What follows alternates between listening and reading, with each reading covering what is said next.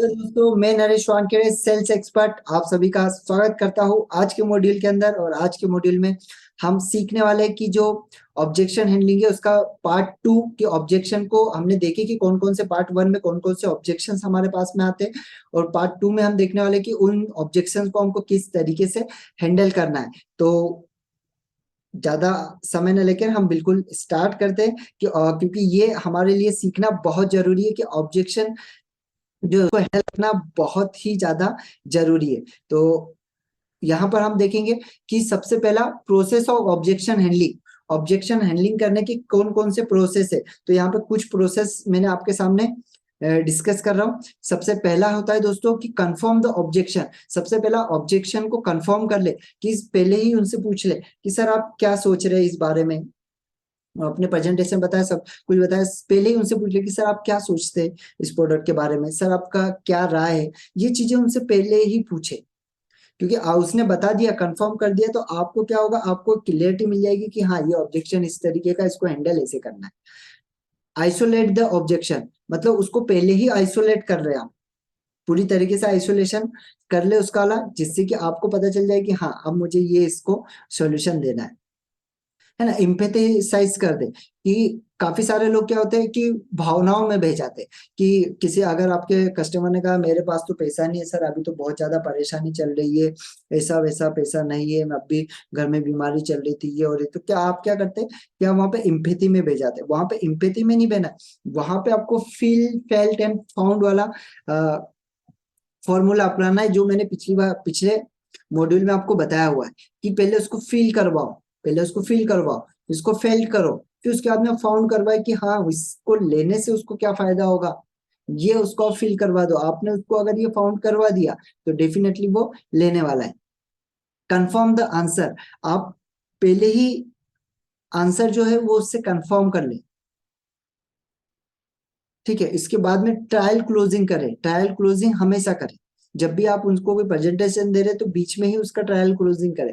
आपका trial closing जितना अच्छा होगा ना, क्लोजिंग उतना ही जबरदस्त होगा। ट्रायल क्लोजिंग अगर अच्छा हुआ तो क्लोज आप बहुत आसान तरीके से कर सकते हैं।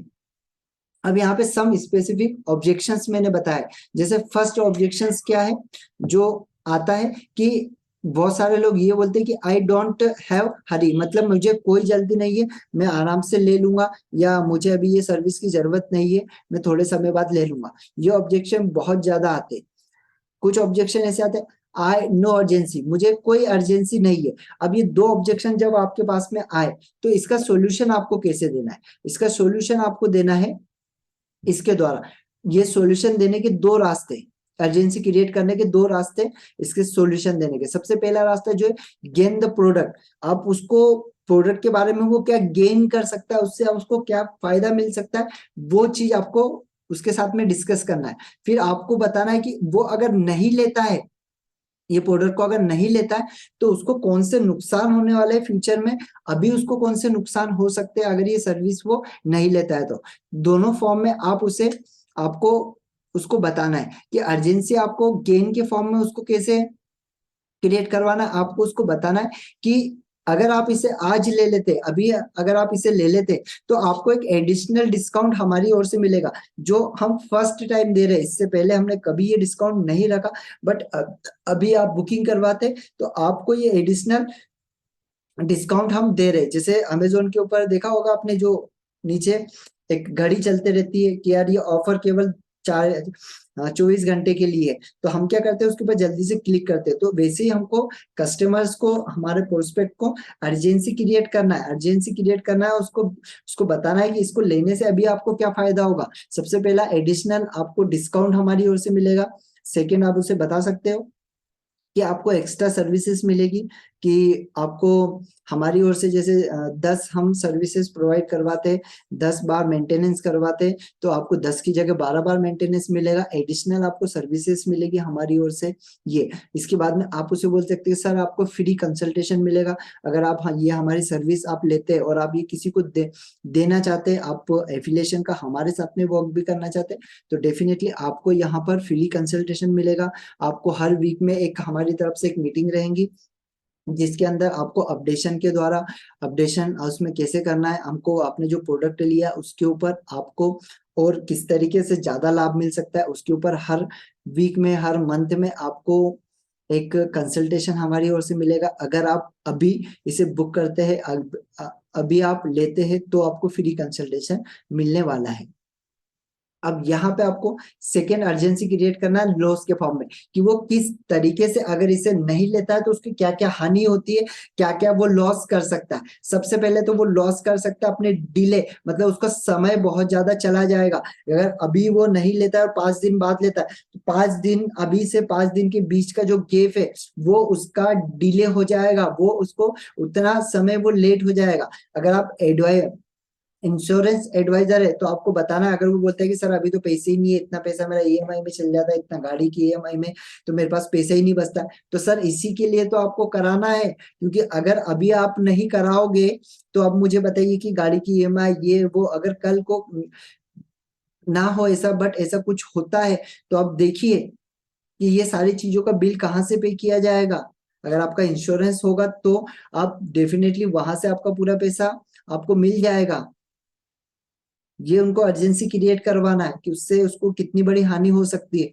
हेल्थ सप्लीमेंट अगर आप उस है आपका, तो उसको बताइए कि सर आज ये हेल्थ सप्लीमेंट अगर आप नहीं लेते तो देखिए कितने कैंसर के मरीज आ रहे हैं, कितने हार्ट के मरीज आ रहे हैं, और आज अगर आप इस सप्लीमेंट को नहीं अप्लाई करते तो इससे आपको कितना हानि हो सकता है, आपका फैट लॉस कितना बढ़ सकता है, आपको माइग्रेन की समस्या हो सकती है, आपको कितनी समस्या हो सकती है, ये उसको बताना है। आप उसको अर्जेंसी जितना क्रिएट करवाओगे उतनी जल्दी आपके प्रोडक्ट को वो लेने वाला है। उसके बाद में अगर आप म्यूचुअल फंड में, तो उनको बताइए म्यूचुअल फंड के बेनिफिट, कि अगर वो नहीं लेते तो वो क्या लॉस करने वाले हैं। अगर आप रियल एस्टेट में, तो उनको बताइए कि सर आज ये प्रॉपर्टी का रेट ये है, अगर आप 5 दिन बाद लेते तो इसका रेट बढ़ सकता है, आप 1 महीने बाद अगर लेते तो आपका रेट बढ़ सकता है, अभी आप अगर बुकिंग बढ़ाते तो इतने कम में आपको मिल रहा है।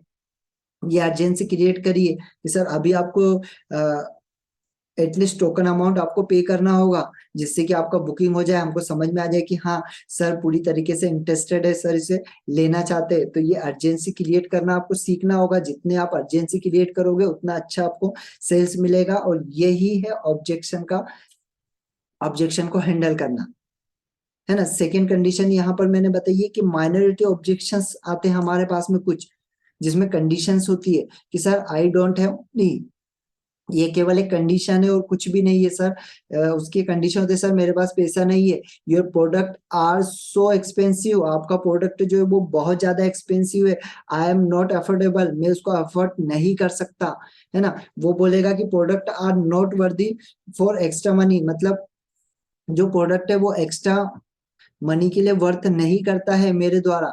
तो आपको अगर ऐसे ऑब्जेक्शन आते तो इसको आपको कैसे हैंडल करना है, इसके लिए आपको कुछ चीजें उनको बतानी है।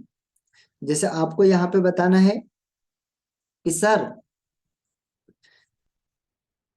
यस सर, हमारा जो प्रोडक्ट है ना वो महंगा जरूर है, एक्सपेंसिव जरूर है, लेकिन बहुत सारे बिजनेसमैन, काफी सारे बिजनेसमैन फिर भी इसे अप्लाई कर आजमाते हैं, अप्लाई कर रहे हैं और इसको यूज कर रहे हैं। और इसके सबसे बड़े 3 रीजन है, ऐसे 3 रीजन पहले ही सोच ले और उसके सामने फिर रखे। वो बोलेगा ठीक है बताइए कौन से, क्या सर आप जानना चाहोगे वो कौन से 3 रीजन है? बोलेगा यस प्लीज बताइए।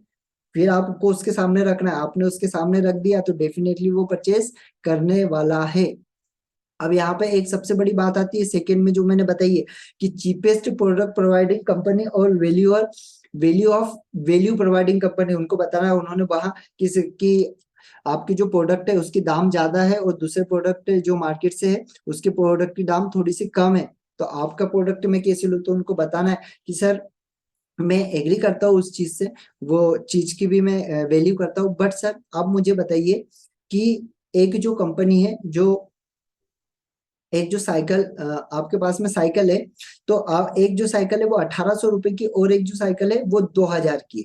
अब दोनों में डिफरेंस सिर्फ इतना है कि जो 1800 की उसकी जो ब्रेक है वो थोड़े से कमजोर है, और जो 2000 की उसके अंदर डिस्क ब्रेक लगे हुए, मतलब वो जहां पर आप चाहोगे वहां पर खड़े हो जाओगे।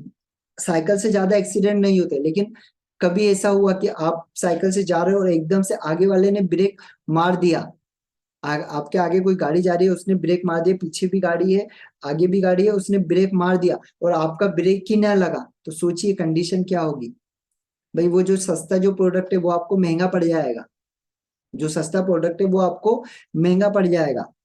और सबसे पहली बात ये चीज बताइए, हम सस्ती प्रोडक्ट की कंपनियों को जानते हैं या जो वैल्यूएबल प्रोडक्ट हमको देती है हम उसको ज्यादा मानते हैं? हम उसको ज्यादा मानते हैं, हम उन लोगों को जैसे एडिडास, हम एडिडास को ज्यादा जानते हैं, हम पतंजलि को अच्छा जानते हैं। क्यों जानते हैं? अच्छे प्रोडक्ट दे रही है, अच्छी क्वालिटी के प्रोडक्ट दे रही है, इसी वजह से हम उससे जान रहे हैं। एडिडास हो गया, है ना, बहुत सारी ऐसी कंपनी है। गोडेडी, जैसे आप इसमें देखो होस्टिंग वगैरह प्रोवाइड करने में गोडेडी है, लॉजिटेक है वेबकेम के अंदर, तो हम उनका नाम क्यों लेते? क्यों? क्योंकि वो अच्छे प्रोडक्ट हमको देते, वैल्यूएबल कंपनी। डेल का नाम लेते हैं हम, एप्पल का नाम लेते, क्यों लेते? क्योंकि अच्छी कंपनी है, वैल्यूएबल प्रोडक्ट हमको दे रही है, इसी वजह से हम उनका नाम लेते हैं। हमारा कोई प्रमोशन नहीं है भाई, बट हम उनका नाम लेते हैं। क्यों लेते हैं? क्योंकि एक वैल्यूएबल कंपनी है। अगर मैं आपको पूछूंगा कि जूते कौन सी कंपनी के अच्छे हैं, तो आप हाई क्वालिटी की कंपनी, जो अच्छी कंपनी है उस कंपनी का आप नाम लोगे, उसको आप पैसे से कंपेयर नहीं करोगे। ठीक है, तो यही हमारे प्रोडक्ट की सर क्वालिटी है।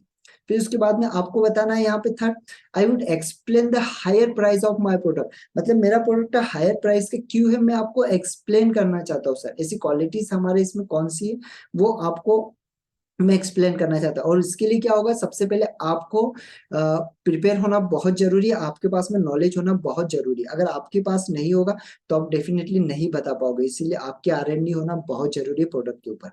इसके बाद में आप आंसर देते हो, is your peace of mind because of our reliability product. मतलब सर ये केवल आपके पीस, सर ये आपके पीस ऑफ माइंड के लिए है, ये आपको एक जो एक्स्ट्रा खर्च है उस खर्चे से आपको बचाएगा। जैसे सिंपल सी बात है, आपके पास में बाइक है और बाइक के लिए आपको दो टायर बताए जा रहे हैं, और आपको बताया जा रहा है कि ये टायर 1800 रुपए का है और ये टायर जो है वो 2500 रुपए का है।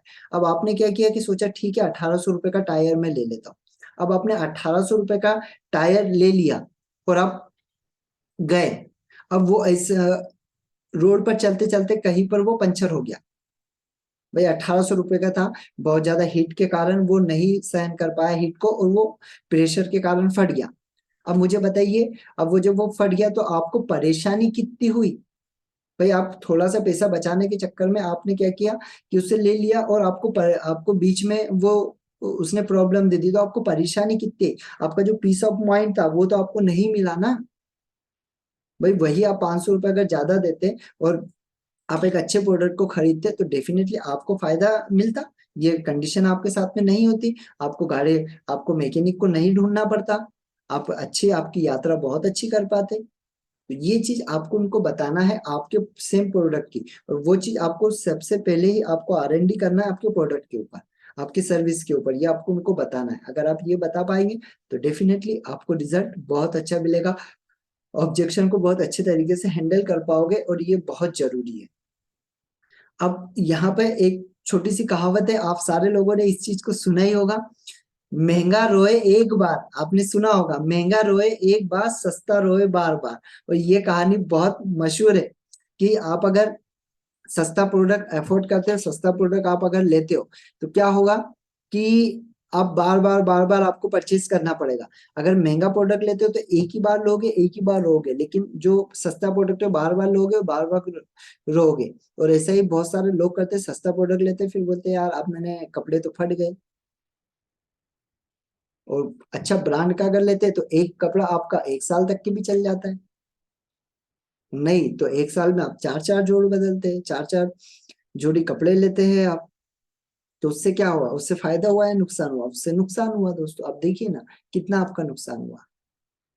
तो ये चीज आदमी नहीं समझता है, तो उसे ये चीज आपको समझाना है, आपके प्रोस्पेक्ट को आपको ये बताना है कि आप अगर इसे नहीं करते तो ये आपको ये चीजें, अगर ऑब्जेक्शन आपके पास में है कि पैसा नहीं है सर, आपका प्रोडक्ट बहुत महंगा है ना, इससे तो सस्ता मार्केट में मिल रहा है और यही कंटेंट में मिल रहा है, तो आपको ये ऑब्जेक्शन अगर आपके पास आए तो आप इस तरीके से उन्हें हैंडल कर सकते हो। बताते प्राइस ज्यादा है सर, कैसे करूं, या मैं ज्यादा पैसा अभी मेरा एफर्ट नहीं कर पा रहा हूँ, ये नहीं कर पा रहा हूँ, तो उस व्यक्ति को आपको पूरी तरीके से सबसे पहले आपको हैंडल करते आना चाहिए। क्योंकि आपने अगर उसके क्वेश्चन का अच्छा आंसर दे दिया तो डेफिनेटली आप बहुत अच्छे तरीके से आप उसे आपका प्रोडक्ट सेल कर पाएंगे। और यही सबसे बड़ा रिजल्ट होता है आपके प्रोडक्ट को उनके सामने प्रेजेंट करने का, उसके जो ऑब्जेक्शन है उन ऑब्जेक्ट्स को हैंडल करने का।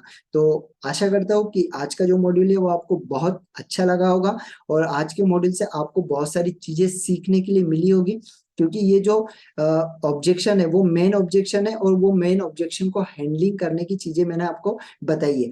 आगे वाले मॉड्यूल में भी हम बहुत सारे ऑब्जेक्शन हैंडलिंग की टेक्निक को सीखने वाले हैं। तो आशा करता हूँ बहुत अच्छा लगा होगा आपको आज का module. Thank you very much, thank you. मिलते हैं फिर एक नए मॉड्यूल के अंदर। Thank you.